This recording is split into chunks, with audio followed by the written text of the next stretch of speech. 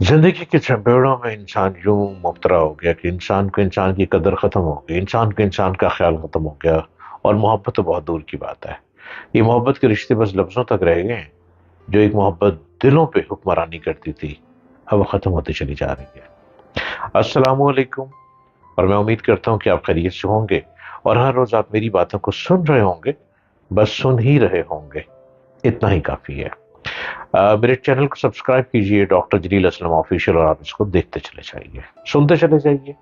खुदा करे मेरी बातें आपके कहीं काम आ जाएं और जिंदगी को सुधारने में मैं भी आपके काम आ सकूं।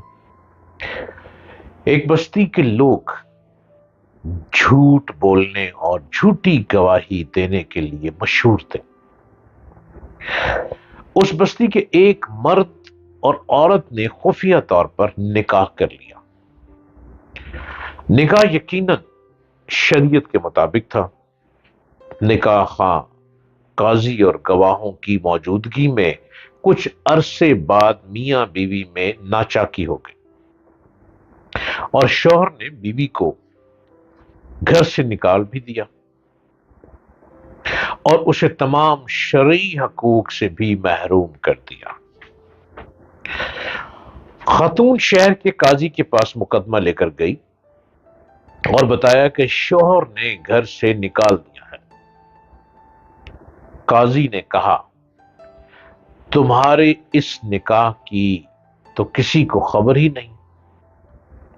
खातून ने कहा कि जनाब, हमारा निकाह बिल्कुल शरीयत के ऐन मुताबिक हुआ। काजी ने पूछा, कोई गवाह है?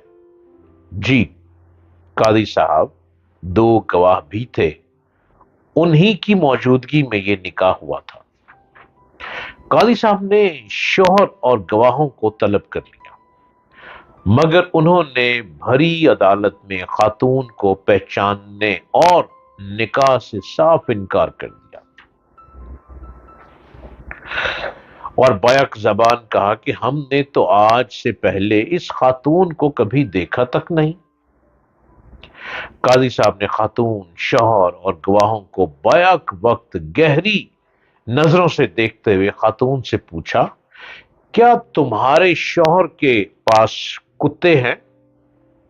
खातून ने कहा, हां। काजी ने खातून से पूछा, क्या आप कुत्तों की गवाही और उनके फैसले को कबूल कर लेंगी? खातून ने कहा, जी, मुझे उनकी गवाही और फैसला कबूल होगा। काजी ने हुक्म दिया कि खातून को उस शख्स के घर ले जाया जाए। अगर वो इस खातून को देखकर अजनबी जानकर भौंकने लगे तो ये औरत झूठी है, और अगर वो कुत्ते खातून को देखकर घर का फर्द समझकर खुश हों और उसका इस्तकबाल करें तो खातून का दावा दुरुस्त और शौहर और गवाह झूठे। और ये खातून घर की मालिकन है, अगर कुत्तों ने स्मेल कर लिया तो।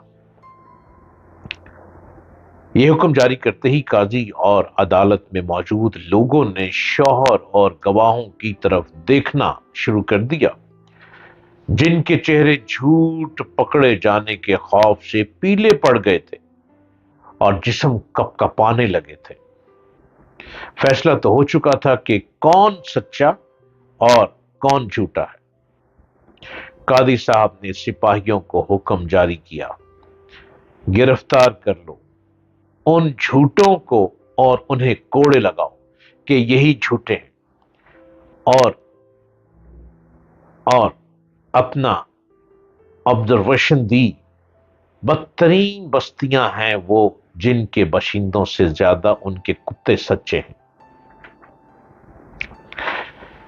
कुत्ते एक ऐसी वफादार जानवर हैं कि अपने घर के मालिक को पहचानते हैं, घर के फर्द को पहचानते हैं और बाहर से आने वाले चोर चोर को भौंकते हैं और घर में रहने वाले मालिकों को पहचान लेते हैं।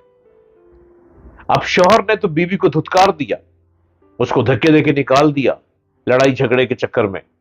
घर में लड़ाई तो हो ही जाती है, अगर छोटी छोटी बातों पे बीवी को निकाल दिया जाए या बीवी मियां के लिए दरवाजे बंद कर दे تو یہ زندگی گزارنے کے اصول تو نہیں ہے۔ زندگی تبھی گزرتی ہے جب ایک دوسرے سے کمپرومائز کیا جائے، ایک دوسرے کی بات کو سنا جائے، سمجھا جائے، اور ورنہ اللہ کی ذات فیصلہ تو کروا ہی دیتی ہے۔ اصل طاقت تو سونے اللہ کی ہے۔ اللہ نے جب کوئی فیصلہ دینا ہوتا ہے تو انسان کو ایسے حکمران، ایسے قاضی کے آگے بٹھا دیتا ہے جو سچ، حق، سچ کی بات کرتے ہیں، اور جو ان گدیوں پہ فائز ہیں وہ یقیناً 99% حق، سچ ہی کی بات کرتے ہیں، چونکہ ان کو بھی اللہ کو جواب دینا ہے۔ آخر ایک دن ہر شخص نے یہاں سے چلے ہی جانا ہے، ہر شخص یہاں پہ مہمان ہے۔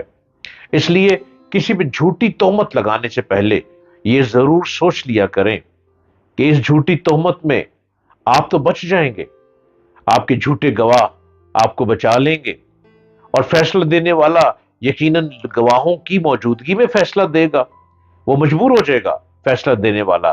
لیکن جو اللہ کی ذات ہے وہ سب سے بڑی طاقت ہے۔ اللہ نے جس کو زندگی دینی ہے اس کو کہیں نہ کہیں سے بچا لیتا ہے۔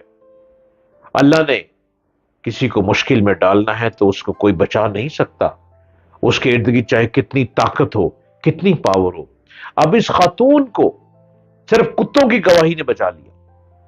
اس کے گھر کے جو کتے تھے انہوں نے گواہی دے دی کہ یہ عورت ہمارے گھر کی مالکن ہے، اور جو مالک، جو اس کا شوہر تھا، جو جھوٹ بولتا تھا کہ یہ میری بیوی نہیں ہے، اور جن گواہوں کو جھوٹا تیار کر کے لے گیا تھا قاضی کی عدالت میں، ان تمام کو گرفتار کر لیا گیا۔ اللہ کی لاٹھی بہت مضبوط ہے، اللہ کی لاٹھی اتنی طاقتور ہے کہ آپ اللہ کی رسی سے بچ نہیں سکتے۔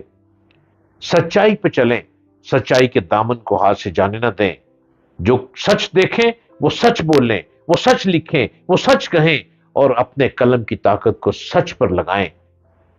آپ بھی سرخرو رہیں گے اور سب ارد گرد کا ماحول بھی سرخرو رہے گا۔